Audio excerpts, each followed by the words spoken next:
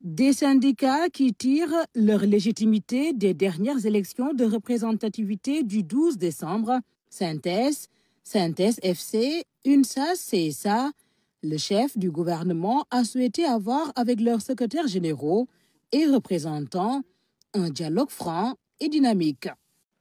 L'occasion donc nous est aujourd'hui offerte de recueillir vos suggestions et réflexions sur la situation sociale de notre pays, afin d'anticiper sur les potentiels conflits sociaux dont l'impact sur l'économie compromet à coup sûr les immenses efforts pour garantir un climat social apaisé, propice à l'émergence économique.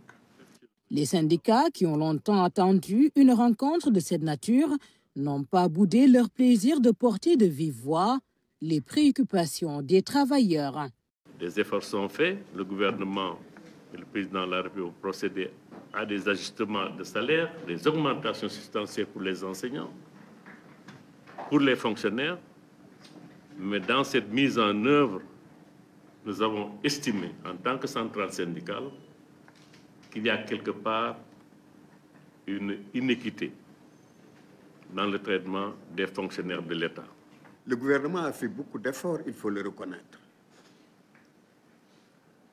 Mais nous avons l'habitude de dire que la source de la revendication est intarissable. Nous devons réformer certains textes obsolètes qui régissent les relations de travail. La convention collective des industries alimentaires, des mines, date de 1958, avant les indépendances. Les ministres des Finances, du Travail, de la fonction publique étaient aux côtés du Premier ministre pour des échanges techniques et des réponses poussées.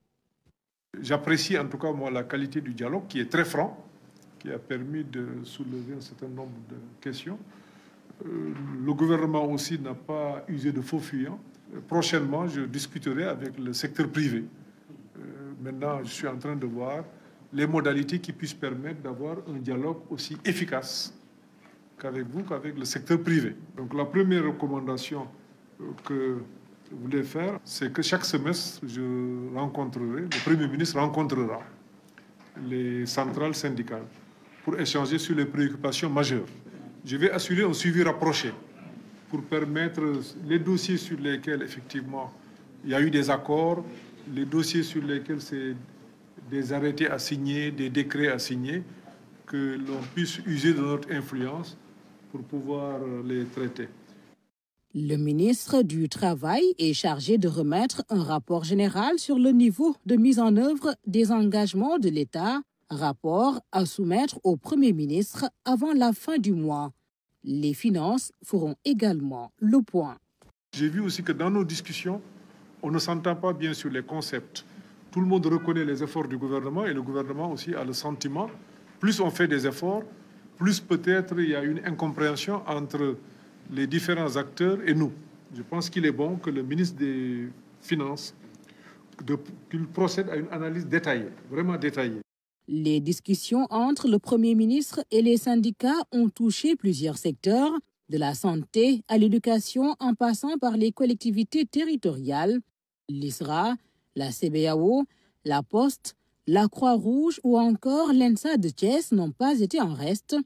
Le gouvernement, dans la dynamique d'apporter des solutions idoines à ces entreprises aussi affectées.